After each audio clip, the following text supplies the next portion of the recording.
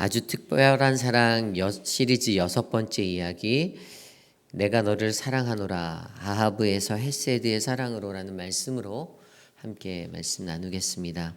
내가 너를 사랑하노라, 아하브에서 헷세드의 사랑으로. 여러분, 이스라엘이라는 나라에 가보신 적이 있으십니까? 이스라엘이란 나라는요, 작지만 굉장히 강력한 나라입니다. 별 볼 일 없는 그러한 작은 나라인 것 같아도 그 나라는 정말 대단한 나라예요.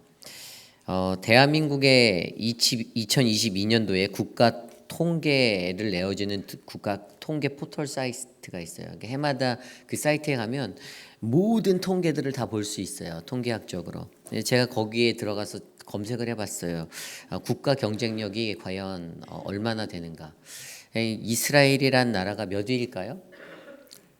25위였어요. 25위. 이것은 우리나라가 통계를 낸 거기 때문에 대한민국의 기준으로 한 거예요. 그래서 우리나라는 27위였고 이스라엘은 25위. 그래서 좀 신빙성이 떨어졌어요. 그래서 제가 미국의 US 뉴스와 월드 리포트에서 해마다 리포트하는 리서치를 찾아봤더니 가장 강력한 국가 순위를 해마다 조사하는 그 설문에서는 1위가 미국, 2위가 중국, 3위가 러시아, 그리고 일본이 7위, 8위가 이스라엘이었어요. 그래서 우리나라 정보보다는 미국의 정보가 더 맞겠거니 하고, 저도 예전부터 이스라엘이라는 나라는 굉장히 강력한 나라로 알고 있었거든요. 작지만 강한 나라. 굉장히 많은 유대인들, 그 유대인들, 세계 곳곳에 흩어져 있는 유대인들은 뛰어나죠.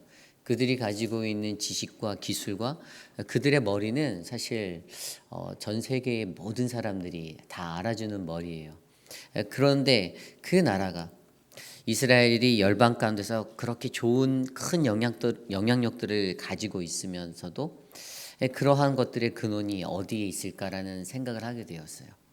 그때 제게 에스겔서 36장 23절 말씀이 지나갔어요. 에스겔서 36장 23절 말씀입니다. 내가 그들의 눈앞에서 너희로 말미암아 나의 거룩함을 나타내리니 내가 여호와인 줄을 여러 나라 사람이 알리라. 주 여호와의 말씀이니라. 아멘. 에스겔 선지자를 통하여서 이스라엘 백성들에게 부어주셨던 말씀입니다. 내가 그들의 눈앞에서 세상의 모든 열방 열국들 앞에서 너희로 말미암아 이스라엘 너희로 말미암아 나의 거룩함을 나타내고 내가 여호와인 줄을 여러 나라 사람 앞에 알게 하리라. 주 여호와의 말씀이라고 하십니다. 저는 하나님의 그 말씀이 이루어졌다라고 믿습니다. 그들이 얼마나 고통의 시간을 보냈습니까? 우리가 잘 알고 있는 600만 명의 그 홀로코스트, 그 유대인 학살이라는 그 시간도 그들은 다 지났어요.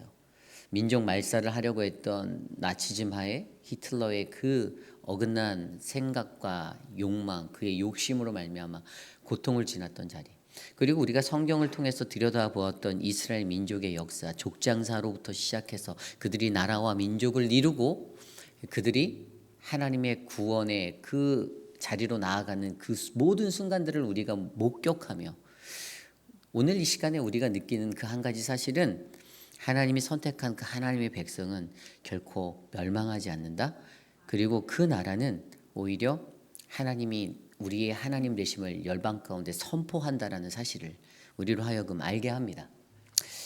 그러한 하나님 나라의 역사를 들여다보며 우리가 느낄 수 있는 또 다른 한 가지는 그분이 얼마나 그들을 사랑하셨는지, 하나님이 그 이스라엘을 얼마나 사랑하시는지를 우리가 알 수 있다는 것입니다. 그리고 오늘 우리가 묵상한 이 말씀이 그 증거가 됩니다. 오늘 우리가 묵상한 이 말라기 1장에서 1절 5절 말씀, 사실 말라기도 얼마 안 되는 책이잖아요.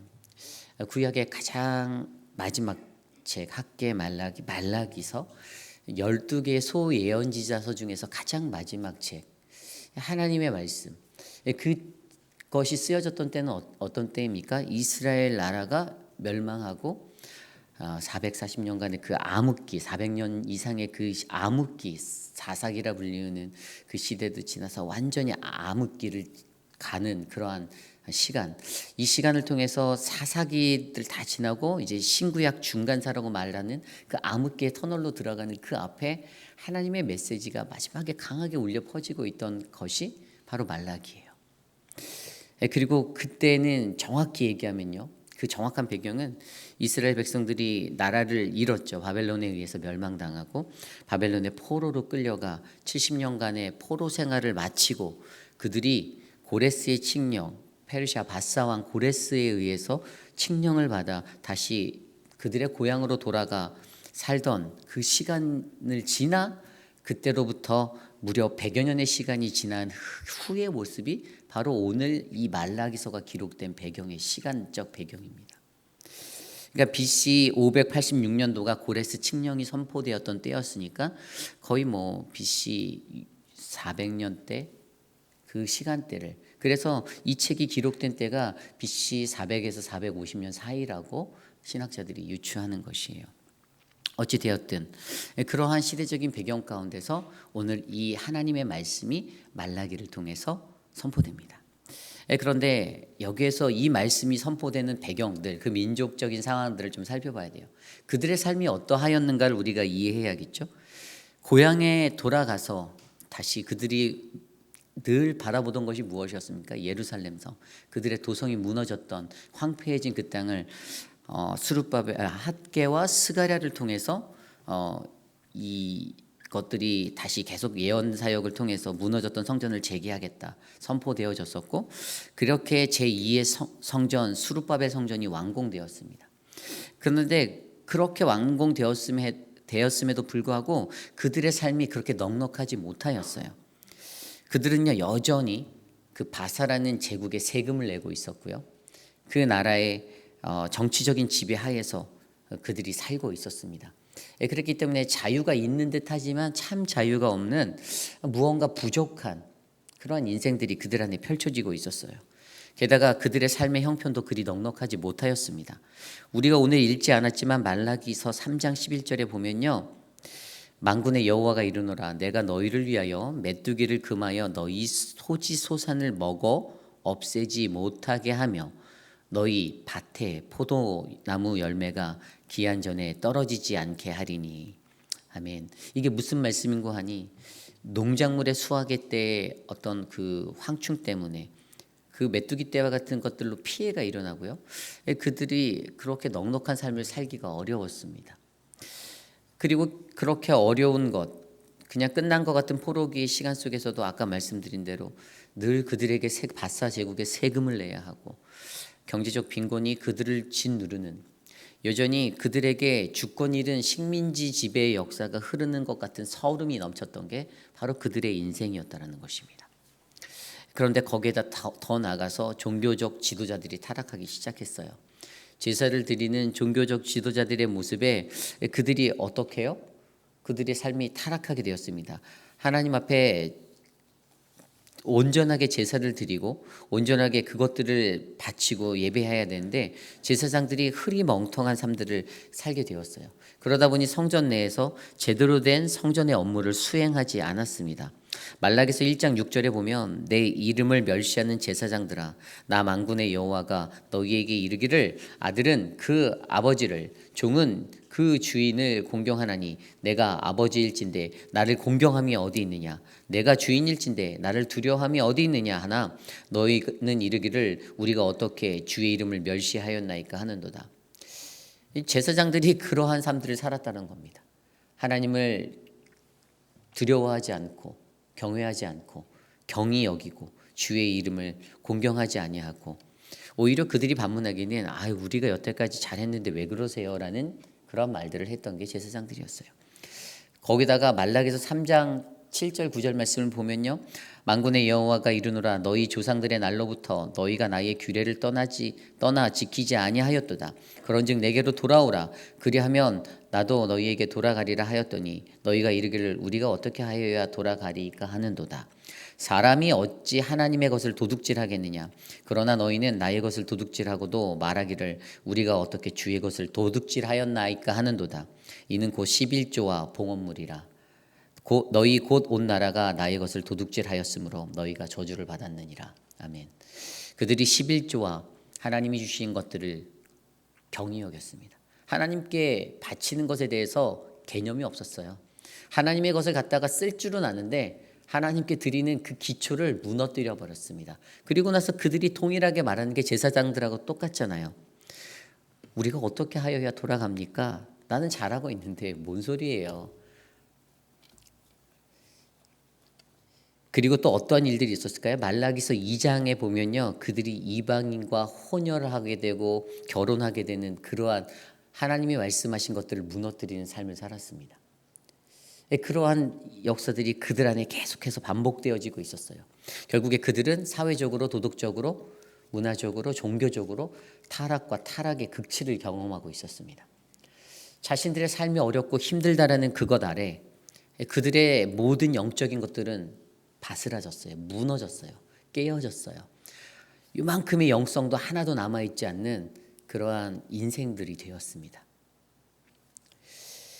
그래서 오늘 말씀에서요, 이 말라기라는 선지자를 통하여서 하나님께서는 그들 앞에 하나님의 그 말씀을 경고함으로 선포하고 계셨습니다.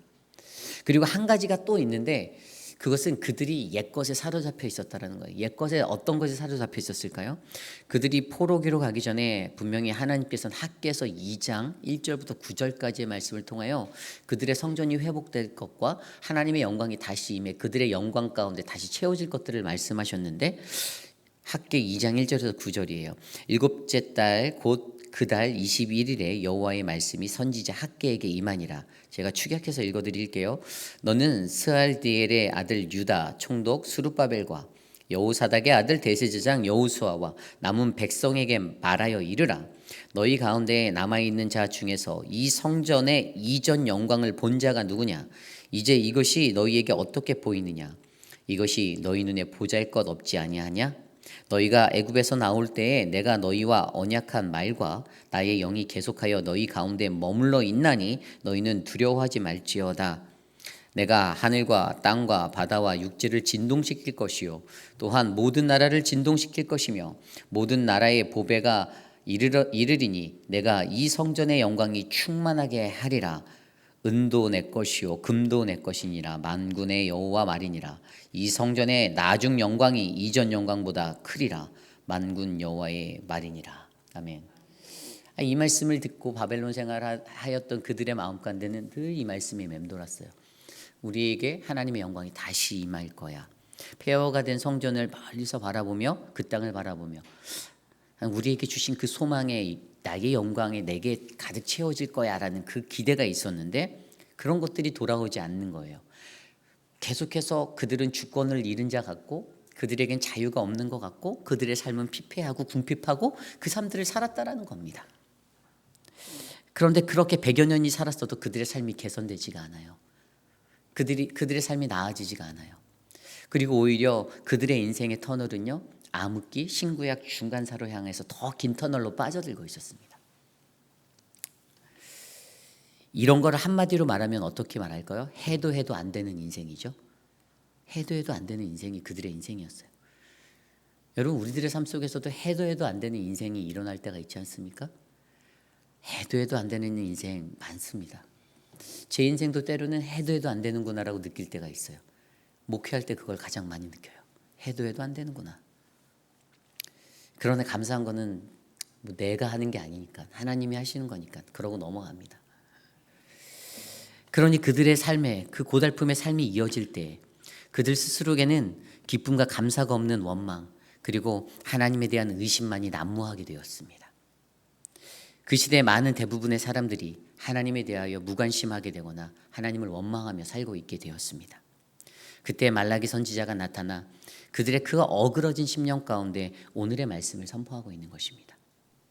그것이 바로 오늘 말씀 1절과 2절 말씀이에요. 우리 한 목소리로 함께 다시 한번 읽어볼까요? 1절 2절 시작. 여호와께서 말라기를 통하여 이스라엘에게 말씀하신 경고라. 여호와께서 이르시되 내가 너희를 사랑하였노라 하나 너희는 이르기를 주께서 어떻게 우리를 사랑하셨나이까 하는도다. 나 여호와가 말하노라. 에서는 야곱의 형이 아니냐. 그러나 내가 야곱을 사랑하였고. 아멘. 하나님의 메시지는 말라기 선지자를 통해서 선포된 하나님의 메시지는 내가 너희를 사랑하였노라. I have loved you. 현재 과거형으로 현재 완료형으로 쓰였어요. 그런데 이 말이 여러분들 어떻게 들립니까? 한번 입장을 바꿔서 생각해 볼까요? 하나님께서 우리에게 내가 너를 여전히 사랑하였어라고 계속해서 말씀하고 계시다라는 거예요. 그들에게 그 어그러진 인생, 하나님께 원망하고 불평하고 입술에 거친 것으로 그냥 살아가는 그 불쌍한 인생을 향해서 하나님이 계속 내가 너를 사랑하였는데 계속 말해주고 있어요. 나는 여전히 너희를 사랑하고 있었는데, 그런데 그 사랑을 알지 못하는 그 사람들이 문제죠. 하나님께서 그렇게 말씀하고 계속해서 해주셨음에도 불구하고 그것을 알지 못하는 무지함에 거한 사람, 그들의 대답이 무엇입니까? 주님이 어떻게 우리를 사랑했는데요? 라고 말합니다. 도대체 주님이 나를 어떻게 사랑했습니까? 어떤 사람들이 이런 말 하죠? 자기 만족할 줄 모르는 사람, 아직도 내 안에 채워지지 아니하는, 내가 원하는 내 뜻대로 되지 않은 그 상태의 사람들은 그냥 100% 인간적으로 세상적으로 살아가는 사람들은 이 말을 해요. 주님이 나를 어떻게 사랑하셨는데요? 왜죠? 영적으로 보지 못하니까요. 안 보이거든요. 눈을 씻고 보아도 절대 안 보이죠. 영적으로 깨어있지 않는데.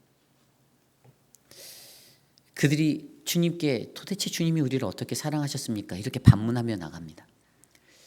오늘 하나님이 말씀하신 이 사랑, 오늘 어떤 사랑일까요? 우리가 그동안에 아주 특별한 사랑 이야기를 통해서 사랑에 대해서 배웠잖아요. 여러분, 이 사랑은 어떤 사랑일까요? 아하브의 사랑이에요. 아하브의 사랑. 그동안 말씀에서 배운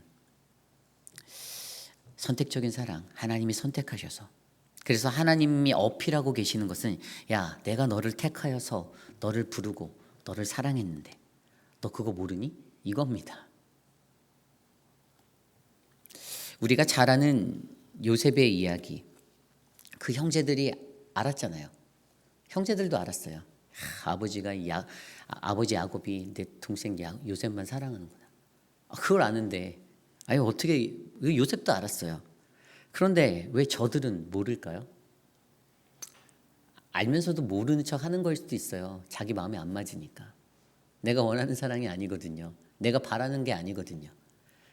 영적으로 무지한 자들의 행동, 그냥 육체적으로 살아가는 그냥 육신의 사람이 그냥 지극히 하는 그것으로 살아가는 아주 어린 거죠. 저는요, 이곳에 있는 저와 여러분들이 그 하나님의 사랑을 믿으시기를 바랍니다.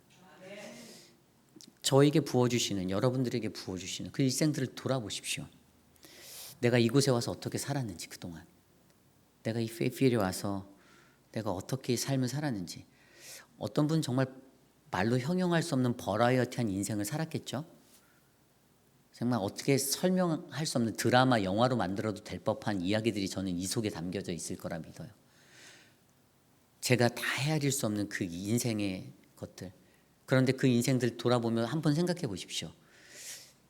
다른 사람들이 나의 인생을 바라보고 그래도 저 사람 잘 살았다라고 말할까요?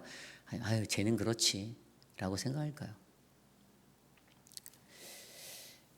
이곳에 와서 수고하신 여러분들의 모든 것들은요, 나의 실력, 내 능력, 내가 가진 것 때문에 이루어진 것들이 절대 아닙니다. 그것은 다 하나님의 은혜였고 하나님의 사랑이었어요. 전부 다 하나도 빠짐없이. 저는 오늘 이곳에 있는 저와 여러분들이 그 은혜를 알기를 원합니다. 오늘 말라기서에 놓여져 있는 이스라엘 백성은 그걸 몰랐습니다. 알려고도 하지 않았어요.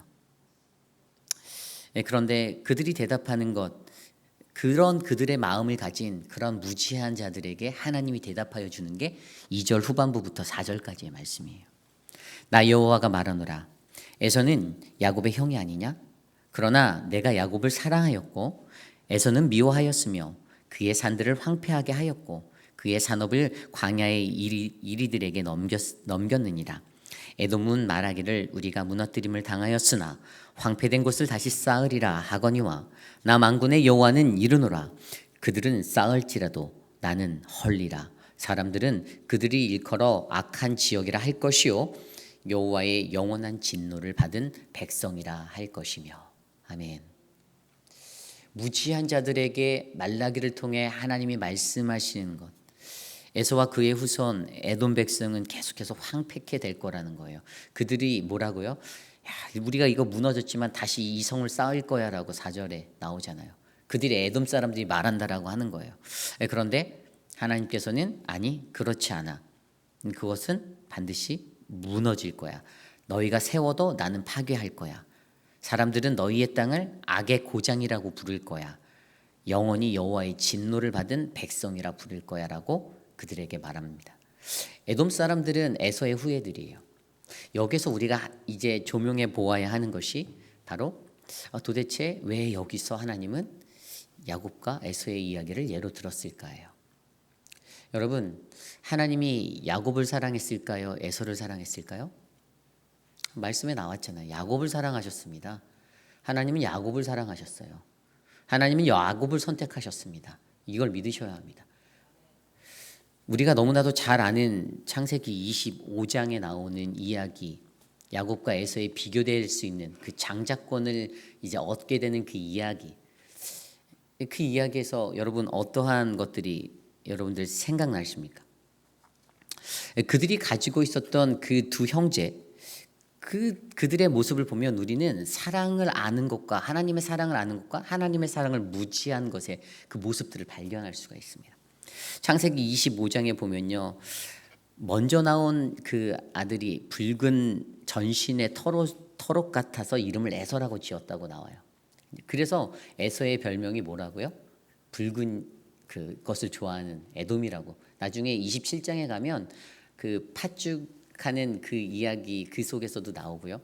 거기서 보면 동생에게 팥죽을 요구할 때 들에서 나 사냥하고 돌아와서 야 내가 기력이 없고 힘드니까 야 그 팥죽 좀 가져와라 이럴 때 거기서 분명히 말씀이 나와요. 그래서 에돔이라고 별명이 붙었다라고.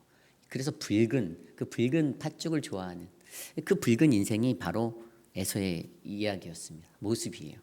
그리고 동생이었던 그 에서의 발꿈치를 잡았던 그의 이름을 야곱. 이들은 쌍둥이였습니다. 몇 초 차이 안 나는 것으로 태어났죠. 그런데 성경은 분명히 창세기 25장에 보면 그들의 삶을 이렇게 표현하고 있어요. 에서는 사냥꾼이 되어서 들사람이 되었다라고 이야기합니다. 그리고 야곱은 조용한 사람이어서 장막에 거하였다라고 이야기합니다. 25장 27절 말씀이에요. 그리고 28절에 이렇게 이야기합니다. 이삭은 에서가 사냥한 고기를 좋아하므로 그를 사랑하고 리브가는 야곱을 사랑하였더라. 여기에서 28절에 나온 사랑, 에서가 받은 사랑, 이삭을 통해서 그리고 야곱을 사랑한 리브가의 사랑도 다 아하브의 사랑이에요. 선택적인 사랑이었다라는 거예요. 아버지는 형을 선택하고 엄마는 동생을 선택했던 그 사랑. 그런데 그 사랑의 결과가 어떻습니까? 저는 여기서 눈에 확 들어온 게 들사람이 된 에서가 보였어요. 하나님의 말씀은 그를 들사람으로 표현하였습니다. 거친 사람이에요. 사냥을 좋아했습니다. 그가 사냥을 좋아했어요. 그런데 성경에 표현된 우리가 알고 있는 그 에서의 발꿈치를 잡았던 야곱의 인생은 뭐라고 나옵니까? 장막에 거하였던 장막의 사람이었어요. 아주 조용하면서도 장막에 거주. 여러분들 우리가 이 장자권에 대한 사건을 알 때 여러분들 대부분 이렇게 배웠잖아요. 야곱이 형 에서를 속여서 야곱은 속임수에 능한 사람이다라고 저는 그렇게 기억이 나요. 예전에 그렇게 들었던 것 같아요. 근데 여러분 잘 생각해 보십시오. 자세히 들여다보면요. 야곱이 속인 것보다 저는 에서가 거래를 했다라고 생각합니다. 창세기 25장 잘 읽어보세요. 야곱이 속인 거 하나도 없어요. 형이 사냥 갔다 올 때 그는 팥죽을 끓이고 있었고요. 그냥 허기져 갖고 사냥하고 그냥 거칠게 들어오니 그 형이 야 팥죽 한 그릇 가져와 딱 이랬어요. 그래서 그 타이밍에 그냥 걔는 지혜롭게 형 장자권 나 줘. 그럼 내가 팥죽 줄게 이렇게 얘기했는데 그거를 덥석 받아서 먹는 거래를 한. 그래서 성경의 마지막 구절에 그 25장 마지막 구절에 뭐라고 되어 있는지 아세요? 그가 그 중간에 이런 말을 했어요. 이 장자의 명분이 내게 무엇이 유익하리요? 그러면서 했던 말이 장자 에서가 장자의 명분을 가볍게 여겼다라고 34절 말씀이 기록되어 있어요. 그냥 들 사람이었던 그 거친 사람은요 하나님의 장자권이 무엇인지도 무지하고 알고 싶지도 않고 눈앞에 보이는 그 현상과 그것에만 집중해서 하루하루 인생을 살았던 사람이었습니다. 들사람이에요. 들사람. 장막에 거주한 사람과 같이 성령으로 충만하여서 영으로 알고 영으로 움직이고 민감하게 알고 눈치껏 살고 내 입술을 조심하고 조용히 살았다고 하잖아요. 조용히. 그러한 사람이 아니라 그냥 거친 모습대로 마음에 오는 대로 그의 사람은 그냥 장자의 명분을 가볍게 여겼던 그러한 사람이었습니다. 결국에 이 장자권의 이야기는 야곱이 형 에서를 속인 사건이 아니에요. 그것은 형의 무지함 때문에 뺏기게 된 자기 것도 지키지 못한 멍청한 사람의 이야기입니다. 물론 야곱도 27장에 가면 아버지 이삭에게 이제 축복을 받는 그 자리에서 엄마 리브가의 등에 떠밀려서 어쨌든 형인 척하고 들어가서 대신 축복을 받게 되잖아요. 그때도 물론 양심적으로는 조금 속이긴 하였죠. 형인 척 했으니까. 그럼에도 불구하고 저는 그 근본적인 원인은 창세기 25장에 있다고 봐요. 하나님이 주신 장자권에 대한 그 소중함을 알지도 못한 채 그렇게 살아가다가 여러분 장자권이 별거 아닌 것 같아도 이 시대적으로는 굉장한 거였습니다.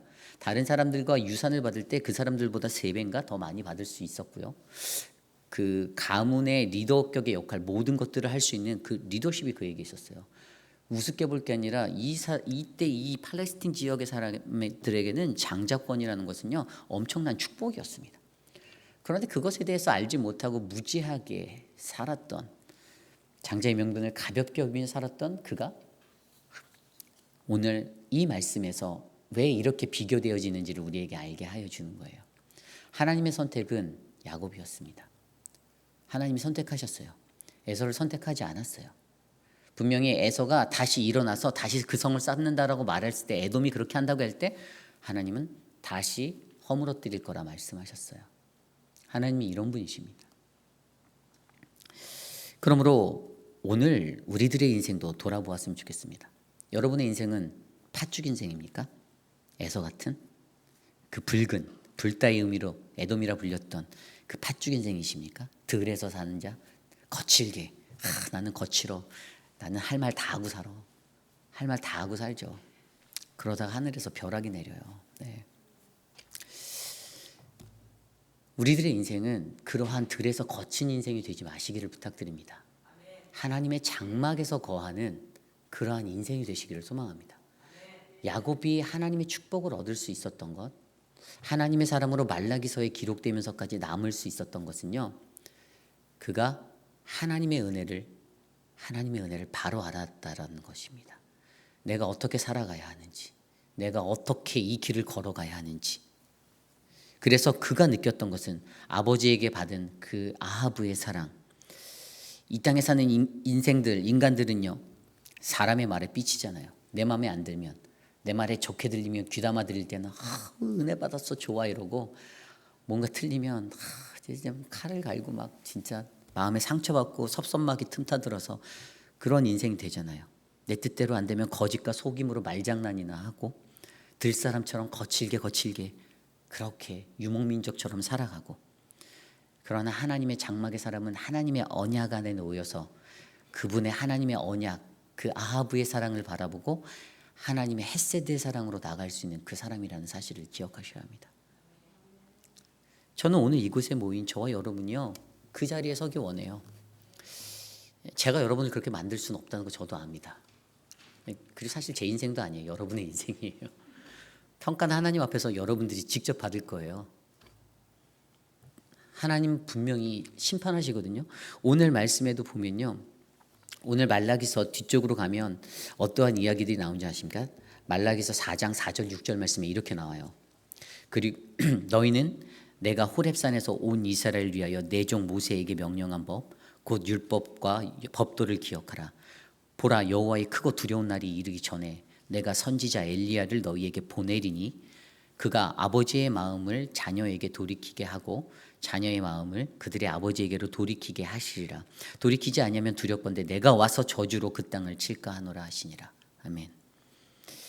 이 말라기서의 결론이거든요. 근데 말라기서를 보면요, 말라기서가 어떻게 나뉘어져 있냐면요, 맨 처음에 이 말라기 1장에서 하나님이 내가 너를 사랑했어라고 그 하나님의 이스라엘 백성을 사랑하신 선택의 사랑, 그 하나님에 대해서 선포를 해요.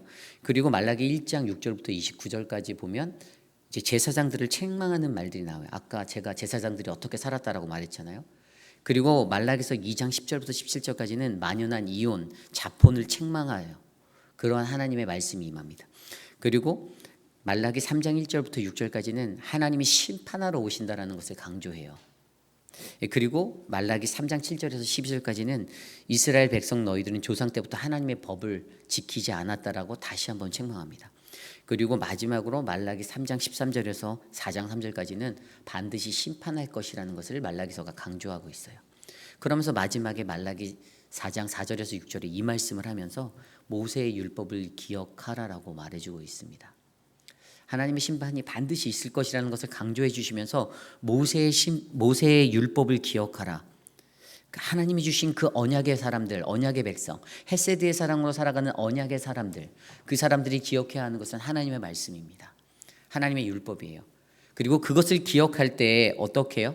우리들의 삶은 하나님이 주시는 그 축복의 자리에서 다시 회복되어지고 그 사랑을 느끼며 동일한 사람으로 살아갈 수 있다는 것입니다. 그때 엘리야를 보내주신다고 했다는 이 말, 이것은 앞으로 임할 이제 신약으로 넘어와서 세례 요한이 임할 것, 엘리야와 가장 비슷한 모습의 사람인 세례 요한이 임할 것에 대해서 예언해 주는 말씀이었고요. 그것을 통해서 어떻게 해요?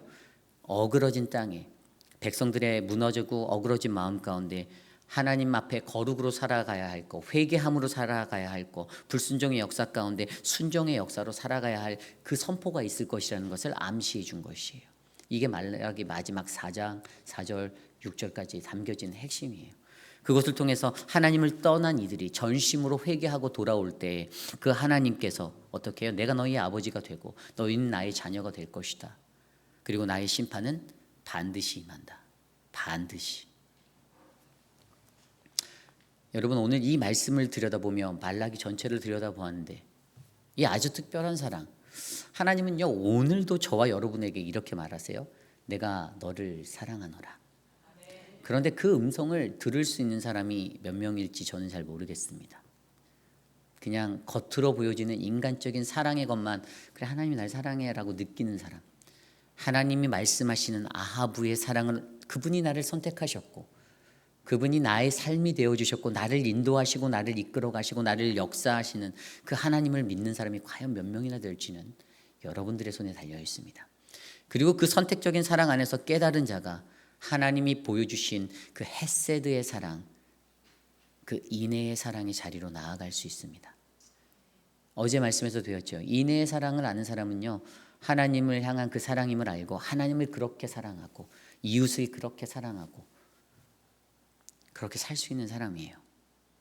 만약에 내 입술에서 거친 들과 같은 이 말들이 쏟아지고 거짓이 쏟아지고 있다면 절대로 하나님의 이 사랑을 알지 못하는 사람임을 기억하시길 바랍니다.